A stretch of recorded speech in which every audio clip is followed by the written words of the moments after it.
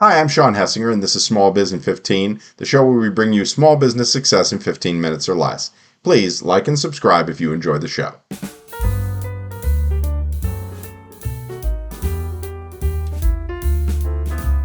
Well, COVID restrictions may be lifting, but the virtual events that became popular during the pandemic aren't going anywhere, says Monique Johnson, founder of Live Video Lab and the Move Experience. In today's interview, Monique explains how you can use this trend to your business's advantage. Well, Monique, thanks for talking to us today. Virtual events are nothing new. Why have they become so critical to businesses in the last few years?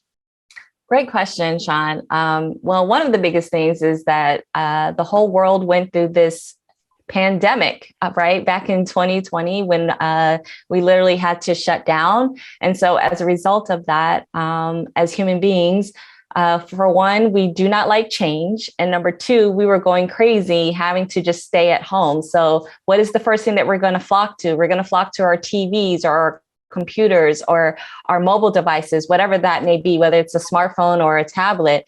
But virtual events has become important because of the pandemic and why it's so different now, because to be frank, the virtual events that we were used to seeing before COVID are not the same type of virtual events that we see now as a result of the pandemic. So the reason why is that, people are at home, people need to be entertained or not get bored. And so virtual events is a great way for us to captivate people's attention, generate awareness, whatever your goals may be. But that is why virtual events have become so important the last few years. I want to follow up on something you just said, that they're different than they were before. How are they different? Great question. So, for instance, let's talk about virtual summits, because there's all types of virtual events, right? So virtual summits before COVID-19 or the pandemic was simply, to be frank with you, it was just, okay, let's get a bunch of people, experts together. They're just going to show some slides, maybe pitch something, and that's it, right? So that was a virtual event, a virtual summit rather. The virtual summits that you see today, or rather those that are done correctly or strategically or intentionally, is not something where you just grab a bunch of people and then you're just having a slide deck that is showing up on the screen. There's more engagement that's happening. There's more connection. There's more camera appearances. There's more, okay, how can we make this where we involve the audience and not make it be just about whoever's speaking and just shouting from one to many. So that's what I mean as far as how virtual events are different today. It sounds to me like it was almost more like a webinar before, and now it's kind of more like an actual event. Correct. And even webinars today are not the same as they were before. And I think that a lot of times, even for those who are business owners or even just, experts out there are cringing at the fact that they can't just hide by a bunch of slides, right? Because things have changed so much. And it's just a matter of, okay, what can we do to keep our audience engaged? Because quite frankly, it's not about you or your slides. It's about how can you provide an experience and serve those who are attending your virtual events. As travel lockdowns restrictions are easing, and we had talked about this before the show, do you see everyone just flocking back to primarily in-person events, or do you think that some things have changed permanently? And if so, what? Great question. So virtual events are here to stay. So they're not going anywhere. And I know things are easing. People are opening back. People love the energy of being in person. And in person is great, but so is virtual. And this is what I mean. So a lot of times for personality types of people, for instance, like introverts, when you go to an in-person event, and when there's that opportunity where sometimes the facilitator or the host will say, okay, everybody, let's go network, go find somebody or talk to someone that you've never talked to before. This is an ultimate nightmare for an introvert, a true introvert. They don't want to do that. That is going to take too much of them to actually want to go do that. As opposed to a virtual event, They are in their environment, they're comfortable, whether they are in the opportunity to do networking. So for instance, on the platform of Zoom, you can do breakout rooms. So it's smaller groups. So an introverted type of personality of a person will feel more comfortable sharing, or at least saying something or being involved, versus being in a big main room of either an in-person conference or a main room of a virtual event on Zoom. So that's just one prime example. Another thing, and I don't even know why I skipped over this, is cost. Okay, so costs for both ends, not only the people, the attendees who are going to live in-person things, from getting the ticket itself, booking a flight, booking hotel accommodations, the food, the entertainment, whatever it is that you do when you get there is drastically lower, as opposed to being at a virtual event where all you have to do is get out of bed, look really good from top up, right? And just show up and be there and be able to still get somewhat of a similar experience than live.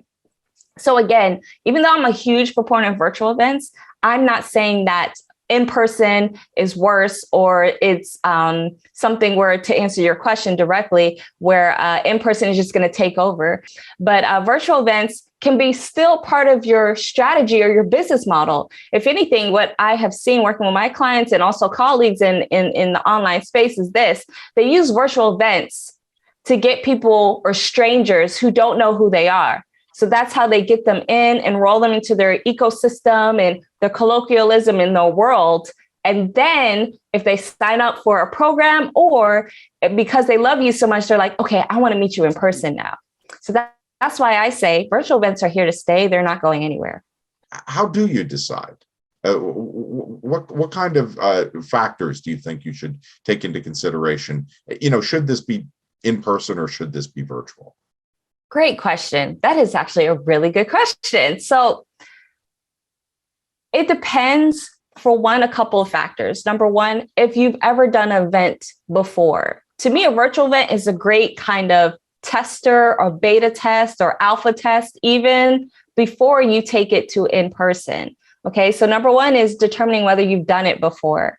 Number two is your budget, right? So we already talked about the whole cost factor. So I talked primarily about the attendee side, but as someone who hosts an in-person, that is a lot of money. Hotels with their union fees and all kind of different things, that is a lot of money. Even if it's for a small kind of like mastermind or round table in a conference room, you'll be surprised how the expenses add up, because you have to order a certain amount of food. I mean, there's so many different factors to think about here. So if you do have a large enough budget where it's, you don't have to worry about it bothering your business or your bottom line, then if those two things are something that you feel that you're strong or more adept with, then go ahead and do in person. But if you're a complete newbie, or even if you're looking, say you aren't a complete newbie, but you want to introduce a new concept, right? Or a new philosophy or anything like that, then virtual is the way to go, because again, of the cost. Now, granted, there is a cost with virtual events. Like if you want to have high quality, then you need to invest in equipment, right? So there is those factors there, but again, it's still like this compared to in-person and virtual. So you still have to deal with some costs of that, costs of software and things on how to get people involved. If you're doing email marketing, I mean, Facebook ads, there's so many different things, and you would use ads for both in-person or virtual.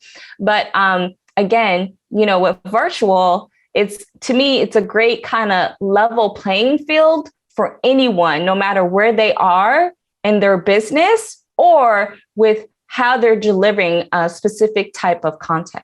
From the standpoint of small businesses, you were mentioning a level playing field. This is a way you could compete with, in a sense, you might not hope to be able to have the budget or the resources to pull off a live event, an in-person event. You now have immediate access to the world.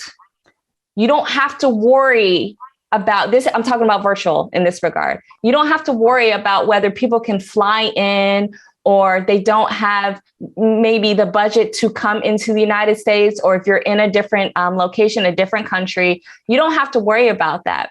To me, this is an opportunity of the level playing field for anyone to have a much larger impact. If you're a leader who wants to impact thousands, hundreds, millions, billions, virtual events is the way to go.